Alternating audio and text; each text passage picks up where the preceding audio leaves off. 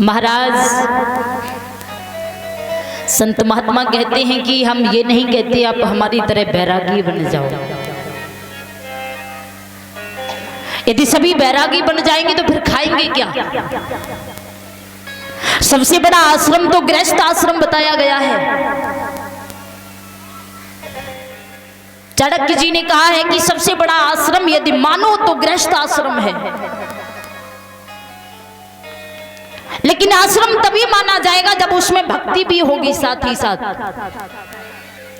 ऐसा नहीं कि लोभ और लालच से ही भंडार भरे हो, भक्ति का नामो निशान ना हो, वो गृहस्थ आश्रम कैसा?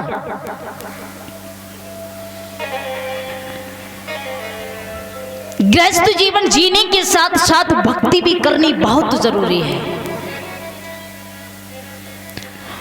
और ऐसे यहाँ पर कितने भक्त बैठे हैं जो सुबह चारपाई से कदम बाद में रखते हैं, पहले धरती माँ के पैर छूते हैं, धरती माँ को प्रणाम करते हैं, वो जरा हाथ उठाएं।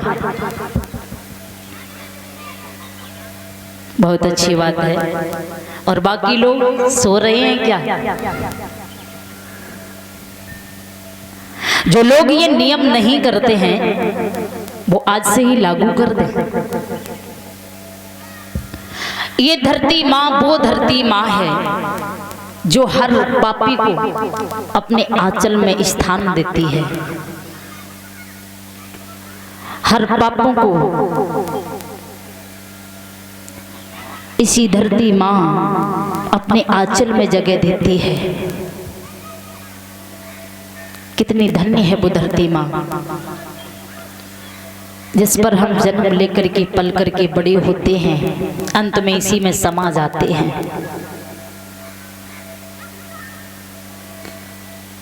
जब भी अभिमान आ जाए तो शमशान का एक चक्कर जरूर लगा देना, समझ में आ जाएगा कि हमसे बड़े बड़े लोग मिट्टी में मिल चुके हैं।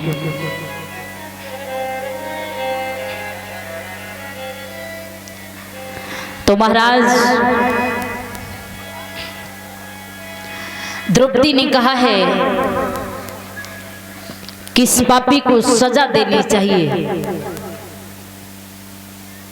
इसके मस्तक से मड़ निकाली जाए, सर के बाल कटवा दिए जाए, पूरी हस्तिनापुर की नगरी में घुमाया जाए। तो महाराज ऐसा ही किया गया। जब उस पापी को हस्तिनापुर की नगरी में घुमाया गया, अंत में उसे छोड़ दिया गया। जब उस पापी को छोड़ दिया है, फिर पता ही नहीं चला कुछ दिनों तक कि वह अश्वत्थामा रहता कहाँ है, खाता क्या है। बहुत समय तक कुछ पता ही नहीं लगा, लेकिन कुछ समय बीतने के बाद उस पापी ने एक ऐसा बाण छोड़ा, ऐसा ब्रह्मास्त्र छोड़ा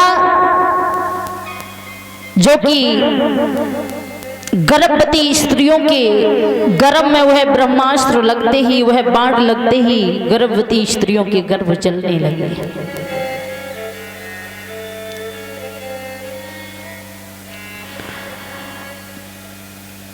अभिमन्यु की पत्नी उत्तरा गर्भवती थी। उत्तरा भाग करके भगवान कन्हैया के सामने आई है, हे प्रभु, अरे हमारे पति तो महाभारत के युद्ध में मारे ही गए,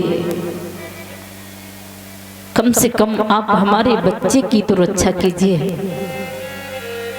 हमेशा से आप हमारे परिवार की रक्षा करते चले आ रहे हैं, हमारी भी रक्षा कीजिए प्रभु। योग माया द्वारा भगवान ने देखा कि वो चाल किसी और की नहीं, उसी पापी अश्वत्थामा की थी। योग माया द्वारा भगवान ने गर्भ में ही उस बच्चे की रक्षा की है। जब उस बच्चे की रक्षा की, प्रभु की ऐसी कृपा हुई, धीरे धीरे कुछ समय बीतने के बाद उत्तरा ने एक बच्चे को जन्म दिया। उसी बच्चे का नाम परीक्षित पड़ा है। बोलिए परीक्षित महाराज की।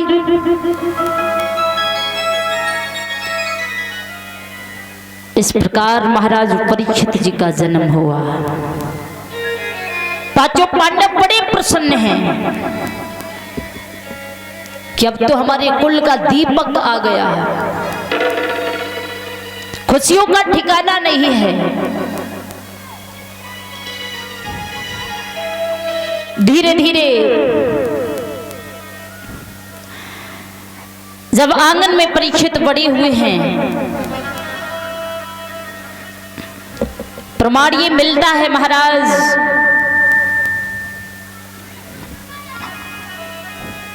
महाराज परीक्षित का विवाह पातालपुरी के रहने वाले महाराज वासिक, जिनकी कन्या का नाम नवलदे था,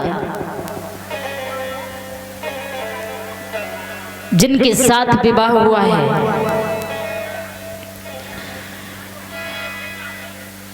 जब विवाह होकर के महलों में आई है नवलदे, पांचों पांडवों ने मन में विचार ये किया है, क्यों ना अब हम यहाँ का राजा परीक्षित को बना दें। पहले का समय था कि जब लोग बुजुर्ग हो जाया करते थे तो वृद्ध अवस्था में घर की मालिकी बड़े पुत्र को सौंप दिया करते थे। स्वयं बैरागी बनकर के भगवान की शरण में चले जाते थे। और अब यदि देखा जाए तो वृद्ध अवस्था होने के साथ ही साथ बुजुर्गों का लालच भी बढ़ चुका है।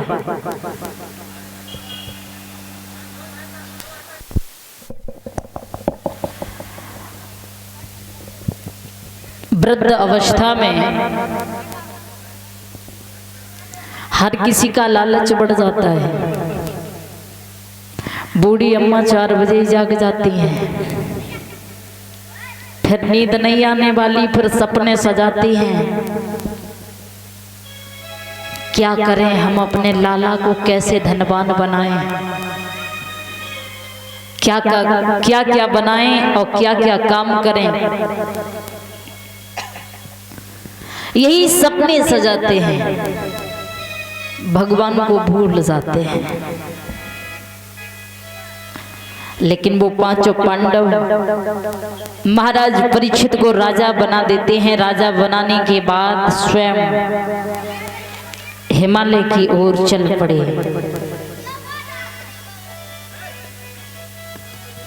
प्रमाण ये मिलता है महाराज द्वापर का अंत समय था,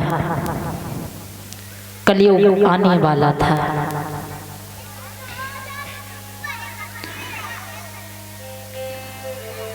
महाराज परीक्षित एक बार दरबार में बैठे हैं, मन में विचार किया है, बहुत दिन हो गए कभी हम जंगल में नहीं गए हैं, तो क्यों ना आज हम जंगल में शिकार खेलने जाएं। घोड़े पर सवार होने के बाद हाथ में तलवार लेकर के चल पड़े जंगल की ओर। लेकिन घोड़ा जंगल में घुसने से पहले ही रुक जाता है। बहुत कोशिश कर रहे हैं महाराज, लेकिन घोड़ा जब वहां से आगे नहीं बढ़ा, स्वयं जाकर के जंगल में पहुंचे।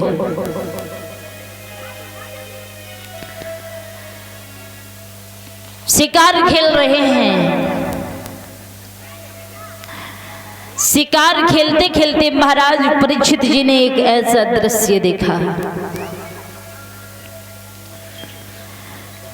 कि सामने से एक रोती हुई गाय चली आ रही थी।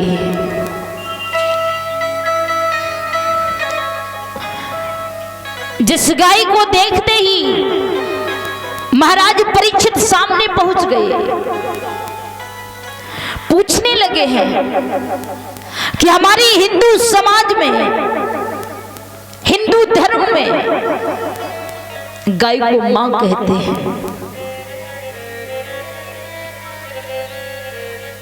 और कौन ऐसा वीर पुरुष पृथ्वी पर जन्म लेकर के आया? कौन सा ऐसा मनुष्य है जिसने आप पर हाथ उठाया है? गाय ने रो करके कहा, महाराज हमने आपका बहुत बड़ा नाम सुना है,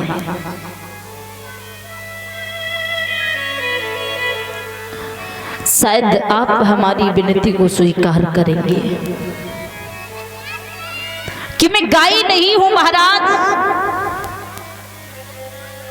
मैं पृथ्वी हूं।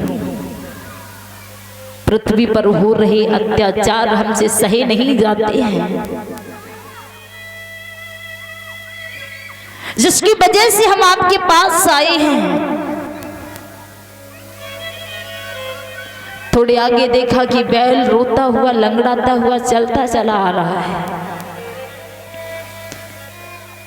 बैल के सामने जाकर के पहुंच गए आप।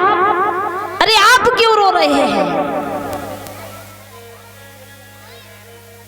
बैल ने कहा, महाराज मैं बैल नहीं हूं, मैं धर्म हूं। पृथ्वी पर हो रहे धर्म के कार्यों में लोग बाधाएं डालते हैं।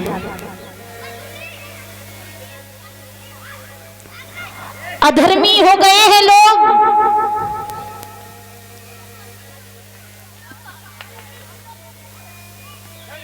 किसके बारे में क्या बताया जाए महाराज?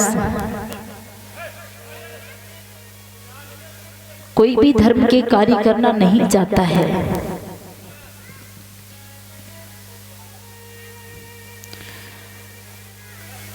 तब तक हाथ में मुकधर लिए काला क्रूप चांडाल